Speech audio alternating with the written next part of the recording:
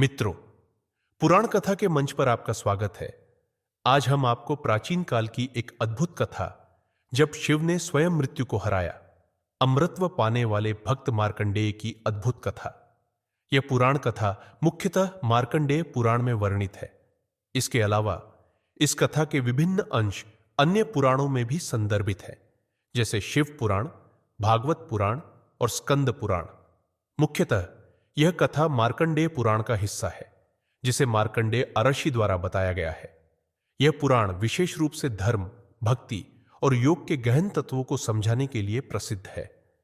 देवताओं की लीला मनुष्यों की समझ से परे थी। उनकी शक्ति असीमित थी और वे अक्सर इसे विभिन्न तरीकों से प्रकट करते। उनमें से एक विशेष तरीका ऐसा था जो न केवल अद्भुत था बल्कि भयावह भी। वे किसी व्यक्ति को एक ऐसे स्थान पर लाकर खड़ा कर देते जहां दो रास्ते अलग अलग दिशाओं में जाते। दोनों रास्ते स्पष्ट थे, लेकिन उनके परिणामों का अंदाजा लगाना असंभव था।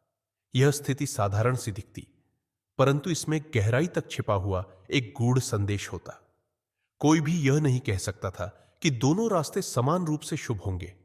कभी कभी दोनों ही रास्ते शुद्ध अंधकार और विनाश से भरे होते, और अन्य समय पर वे सुख और दुख का मिश्रण होते, स्वर्ग और नर्क की समान मात्रा से गढ़े गए। लेकिन ऐसी स्थिति में खड़ा होना ही मनुष्य की असली परीक्षा थी। उसे चुनाव करना होता था। देवताओं का मानना था कि मनुष्य की आत्मा का वास्तविक स्वरूप और उसकी इच्छाओं की गहराई तब प्रकट होती है जब वह इन दो रास्तों में से किसी एक को चुनता है। यह खेल केवल एक विकल्प का नहीं था, यह था मनुष्य के जीवन और उसके अस्तित्व के अर्थ का निर्धारण। इससे पहले कि हम आज की इस अद्वितीय और प्रेरणादायक कथा का आरंभ करें, हम आपसे आग्रह करते हैं कि कृपया आपके अपने पुराण कथा चैनल को सब्सक्राइब करें। आपके इस छोटे से समर्थन से ही हमें प्रेरणा मिलती है कि हम आपके लिए और भी रोचक, विस्तृत और ज्ञानवर्धक कथाओं को प्रस्तुत कर सकें। तो अब बिना किसी देरी के आइए इस दिव्य कथा की यात्रा शुरू करते हैं। प्राचीन समय की बात है, जब धरती पर धर्म, भक्ति और तपस्या का युग था। आर्षि मृकंडु और उनकी पत्नी मरुद्वती अपने पुत्रहीन जीवन से अत्यंत दुखी थे। आर्षि मृकंडु महर्षि भृगु के दूसरे पुत्र थे। उनका जीवन भक्ति और संयम से भरा हुआ था, लेकिन संतान का अभाव उन्हें भीतर से खा रहा था। वे जानते थे कि संतान प्राप्ति का एकमात्र मार्ग भगवान शिव की आराधना और तपस्या है। उन्होंने कठोर तपस्या का व्रत लिया। जंगलों के बीच उन्होंने अपने शरीर की हर सुख सुविधा को त्याग कर तप करना शुरू किया। वे शिवलिंग के सामने बैठकर घंटों तक मंत्र जाप करते। ओम नमः शिवाय की ध्वनि से जंगल गूंज उठता। उनकी तपस्या इतनी गहन थी कि देवताओं के लोक तक उसका प्रभाव पहुंचने लगा। उनकी तपस्या से प्रसन्न होकर भगवान शिव ने प्रकट होकर कहा, मृकंडु, मरुद्वती, मैं आपकी तपस्या से प्रसन्न हूं। मांगो, क्या वरदान चाहते हो? मृकंडु और मरुद्वती ने हाथ जोड़कर कहा, हे महादेव, हम संतान चाहते हैं। कृपया हमें ऐसा पुत्र प्रदान करें जो हमारे जीवन को पूर्ण करे। शिव मुस्कुराए और बोले, मैं तुम्हें दो विकल्प देता हूं। या तो तुम्हारा पुत्र मूर्ख होगा और दीर्घायु होगा, या वह बुद्धिमान और ज्ञानी होगा, लेकिन केवल 16 वर्षों तक जीवित रहेगा। सोच समझकर अपना निर्णय लो। यह सुनकर मृकंडु और मरुद्वती दुविधा में पड़ गए। दीर्घायु पुत्र का मोह था, लेकिन मूर्ख पुत्र से जीवन के कष्ट बढ़ने का भय भी था। अंततः मृकंडु ने शिव के सामने सिर झुकाकर कहा, महादेव, हमें एक बुद्धिमान पुत्र चाहिए, भले ही वह केवल 16 वर्ष तक जीवित रहे। दीर्घायु जीवन से अधिक महत्वपूर्ण जीवन है।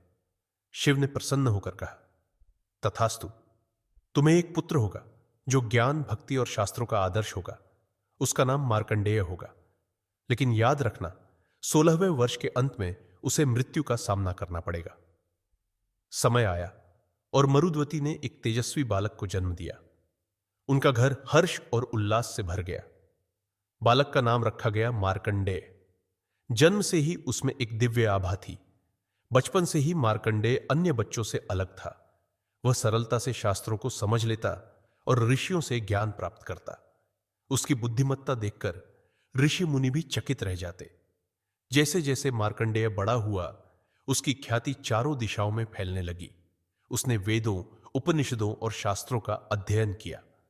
ऋषि और मुनि उससे तर्क वितर्क करने आते और उसके ज्ञान से प्रभावित होकर लौटते।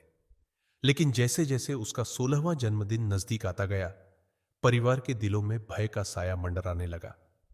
मृकंडू का 16वां जन्मदिन आया। घर में उत्सव जैसा वातावरण था, लेकिन भीतर ही भीतर सभी जानते थे कि यह एक विदाई का दिन भी हो सकता है। और मरुद्वती ने अपनी भावनाओं को छुपाते हुए अपने पुत्र को आशीर्वाद दिया। लेकिन मार्कंडेय ने माता पिता के मुख पर चिंता की लकीरें देख ली। उसने पूछा, पिताजी, क्या बात है? आज आप इतने चिंतित क्यों हैं? मृकंडू ने उसे सच्चाई बताई। पुत्र, महादेव ने तुम्हें 16 वर्षों का जीवन दिया है। आज तुम्हारा समय पूरा हो रहा है। यह सुनकर मार्कंडेय ने कहा, मृत्यु से बचने का एकमात्र मार्ग है भगवान शिव की शरण। मैं उनकी आराधना करूंगा। वह जमीन पर बैठ गया और मिट्टी से एक शिवलिंग का निर्माण कर शिवलिंग के पास बैठ गया और महामृत्युंजय मंत्र का जाप करने लगा। ओम त्र्यंबकम यजामहे सुगंधिम पुष्टिवर्धनम उर्वारुकमिव बंधनान मृत्युर्मुक्षीय मामृतात्। जैसे जैसे वह मंत्र जाप करता गया, उसकी आत्मा शिव में विलीन होती गई। यम के अनुचर गिद्धों की तरह प्रकट हो रहे थे, जैसे किसी मांस के टुकड़े पर मंडराते हो। उनकी निगाहें तीखी और उद्देश्यपूर्ण मार्कंडेय पर जमी थी। उनमें से एक ने झपट्टा मारा, लेकिन जैसे ही वह बालक के पास पहुंचा, तुरंत ही पीछे गिर पड़ा, मानो किसी अदृश्य शक्ति ने उसे पीछे धकेल दिया हो। उसने दोबारा कोशिश की, लेकिन इस बार और भी जोर से जमीन पर आ गिरा। अब सारे अनुचर एक साथ आगे बढ़े। हर एक ने अपनी शक्ति आजमाई, लेकिन एक एक कर सब विफल हो गए। शिव की भक्ति ने मार्कंडेय को ऐसा कवच प्रदान कर दिया था जिसने उसे चारों ओर से घेर लिया था। एक अदृश्य अवरोध बन गया था, इतना प्रचंड और भयंकर कि मृत्यु के दूत भी उसे भेदने में असमर्थ हो रहे थे। हताश और असफल वे शीघ्रता से यमराज के पास पहुंचे। स्वामी, यह बालक हमारी शक्ति से परे है, इसे केवल आप ही ले जा सकते हैं। यमराज ने यह सुनकर गहरी सांस ली। उनकी आंखों में कठोरता चमकी। लगता है इस बार मुझे स्वयं ही आना पड़ेगा, उन्होंने गंभीर स्वर में कहा। मार्कंडेय, जो अब भी शिवलिंग को गले लगाकर महामृत्युंजय मंत्र का जाप कर रहा था, अचानक अपनी सांसों में बाधा महसूस करने लगा। ऐसा लगा जैसे कोई रस्सी उसके गले को जकड़ रही हो। उसकी सांसें बंधने लगी। घबराकर उसने आंखें खोली और मृत्यु के अवतार को अपने सामने खड़ा पाया। यम ने अपने फंदे को घुमाकर बालक के गले में फेंक दिया। यह फंदा अब उसे जकड़ रहा था, उसे शिवलिंग के साथ खींचते हुए घसीट रहा था। मार्कंडेय ने मंत्र का जाप फिर से शुरू करने की कोशिश की, लेकिन रस्सी ने उसे अजगर की तरह कस लिया। जैसे जैसे फंदा और कसता गया, उसकी आत्मा का बंधन भी ढीला होने लगा। वह हर पल शिव के नाम को पुकारने की कोशिश करता, लेकिन शब्द गले में अटक जाते। उसकी श्वास अब धीमी पड़ने लगी थी। आखिरी प्रयास में उसने शिवलिंग को कसकर गले से लगा लिया। उसकी आंखों से आंसू बह निकले।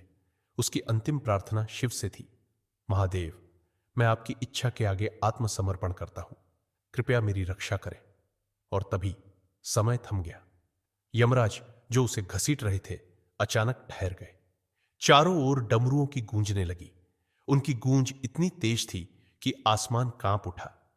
प्रकाश की एक तीव्र किरण चारों ओर फैल गई और उसके बीच शिव स्वयं प्रकट हो गए। चारों दिशाओं से हजारों डमरुओं की ध्वनि गूंज रही थी। उनके खड़खड़ाने की गूंज ने आकाश, पृथ्वी और वायु को कंपा दिया। उनके स्वर ने चारों ओर की मौनता को भेदते हुए एक नई चेतना का संचार कर दिया। वह ध्वनि कभी आगे से आती, कभी पीछे से, कभी ऊपर से, तो कभी नीचे से। उस गूंज के बीच महादेव स्वयं खड़े थे। उनके त्रिशूल से निकलती दिव्यता चारों ओर फैली हुई थी। उनकी दृष्टि यमराज पर गड़ी हुई थी। शिव ने अपनी गहरी गंभीर आवाज में आदेश दिया, इस बालक को छोड़ दो। यमराज, जो मृत्यु के देवता और धर्मराज कहलाते थे, महादेव के सामने सिर झुकाए खड़े थे। उन्होंने आदरपूर्वक कहा, महादेव, मार्कंडेय का समय पृथ्वी पर समाप्त हो चुका है। आपने ही उसे 16 वर्षों का जीवन प्रदान किया था और उसने वे पूरे जी लिए हैं। अब मुझे अपना कार्य पूरा करने दे। महादेव की आंखें चमक उठी। उन्होंने दृढ़ स्वर में उत्तर दिया, मैं यहां उसे और कई वर्षों का जीवन देने आया हूं। नहीं, केवल जीवन ही नहीं, उसे अमृतत्व प्रदान करने के लिए। यमराज एक पल के लिए कांप उठे। उनकी आवाज हल्की किंतु प्रश्न भरी थी। अमृत, क्या यह संभव है? शिव के चेहरे पर एक मर्मस्पर्शी मुस्कान आई। हां, यह संभव है, यमराज ने थोड़ा साहस बटोरते हुए कहा। लेकिन महादेव, आपने ही उसकी मृत्यु तय की थी, अब आप उसे जीवन कैसे दे सकते हैं? महादेव एक कदम आगे बढ़े। उनकी उपस्थिति और गहन हो गई। उन्होंने कहा, मुझे देखो, मैं भस्म से खुद को सजाता हूं जो मृत्यु का प्रतीक है, लेकिन मैं रुद्राक्ष भी धारण करता हूं जो जीवन का बीज है। मैं दोनों को धारण करता हूं, जीवन और मृत्यु। इस विरोधाभास में ही तुम्हारे प्रश्न का उत्तर छिपा है। उनकी आवाज गूंजने लगी। जिस तरह मेरा शरीर इन दोनों को संतुलित करता है, उसी तरह मैं, जिसने उसे मृत्यु दी थी, अब उसे जीवन दे रहा हूं। यह नियमों का उल्लंघन नहीं है, यम। यह मेरा प्रेम और अनुग्रह है। पृथ्वी पर ऐसे बहुत कम लोग हैं जो मार्कंडेय जैसे प्रकाशमान हैं। उनकी चिरस्थायी उपस्थिति केवल भलाई का ही कारण बनेगी। इसलिए मैं हर नियम को नष्ट कर रहा हूं, केवल उसके लिए। यमराज ने सिर हिलाया। उनकी आंखों में चिंता स्पष्ट थी। लेकिन महादेव, अमृतत्व प्रदान करना ब्रह्मांडीय नियमों के सबसे बुनियादी सिद्धांतों का उल्लंघन है। आपने पहले ही भृगु के अन्य पुत्र शुक्राचार्य को मृत संजीवनी का वादा किया है, और अब आप भृगु के पोते को अमृतत्व दे रहे हैं। मैं, मृत्यु का देवता, किसी को भी मृत्यु से परे जाने की अनुमति नहीं दे सकता। यह मेरी भूमिका के विरुद्ध है। उन्होंने दृढ़ता से आगे कहा, मुझे ब्रह्मांड में अपनी नियत भूमिका निभानी है, अन्यथा मैं धर्मराज नहीं रहूंगा। मेरे पिता सूर्यदेव अपने मार्ग पर अडिग रहते हैं और मुझे भी वैसा ही करना होगा। मेरी प्रार्थना है, मुझे अपना धर्म निभाने दे, मुझे मेरा अधिकार लेने दे। यह बालक अब मेरा है। यमराज ने एक और कदम आगे बढ़ाया, लेकिन जैसे ही वह आगे बढ़े, डमरुओं की गूंज और तेज हो गई। उनकी आवाजें जैसे वायुमंडल को चीर रही थी। वे यमराज के चारों ओर घूमने लगी, उन्हें रोकने के लिए। शिव की आंखों में अब एक अडिग कठोरता थी। यह स्पष्ट था, धर्म और भक्ति के इस संघर्ष में सच्ची भक्ति की विजय सुनिश्चित थी। जैसे ही यमराज ने एक और कदम आगे बढ़ाया, डमरुओं की आवाज और तेज हो गई। उनकी प्रतिध्वनि पहले से कहीं अधिक प्रचंड हो गई थी। वे हवा को चीरते हुए यम के चारों ओर घूमने लगे। अब यह सिर्फ आवाज नहीं थी, यह एक अदृश्य शक्ति थी जो मृत्यु के देवता को जकड़ने लगी। अदृश्य हाथों ने यमराज का गला घोटना शुरू कर दिया। वह अपनी गर्दन छुड़ाने के लिए मरोड़ने लगे, अपने नाखूनों से खरोचने लगे, पर हर प्रयास व्यर्थ था। उनकी चीखें हवा में गूंजने लगी, लेकिन कोई उन्हें सुनने वाला नहीं था। उनकी सांसें जैसे जकड़न में फंस गई थी। डमरुओं की गूंज उनके कानों में बवंडर की तरह भरने लगी।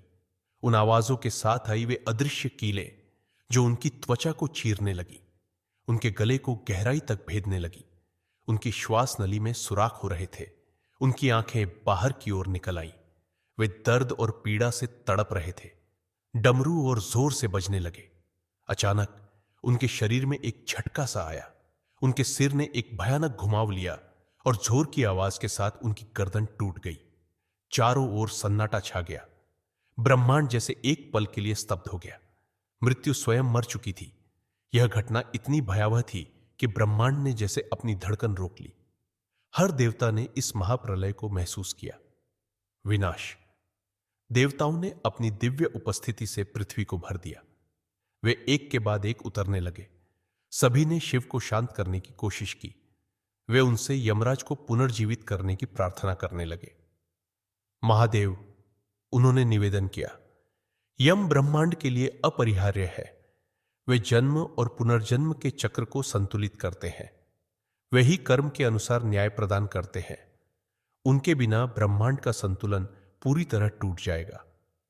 शिव ने अपनी गहरी दृष्टि से देवताओं को देखा और शांत स्वर में कहा, यम को पुनर्जीवित किया जाएगा, लेकिन मेरी एक शर्त है। देवताओं ने एक स्वर में पूछा, कौन सी शर्त महादेव? शिव ने कहा, यम को जीवन तभी मिलेगा जब मार्कंडेय को अमृतत्व प्रदान किया जाएगा। यह सुनकर देवताओं के पास कोई उत्तर नहीं था। वे जानते थे कि शिव की भक्ति असीम है और उनकी इच्छा अपरिहार्य। उन्होंने सिर झुका दिया। तथास्तु, उन्होंने कहा। यम को जीवन वापस दिया गया और मार्कंडेय को अमृतत्व का वरदान। यह क्षण न केवल मृत्यु के नियमों का उल्लंघन था, बल्कि भक्ति की शक्ति का सबसे बड़ा प्रमाण भी। शिव ने फिर से साबित कर दिया कि सच्ची भक्ति सभी नियमों और सीमाओं को पार कर सकती है।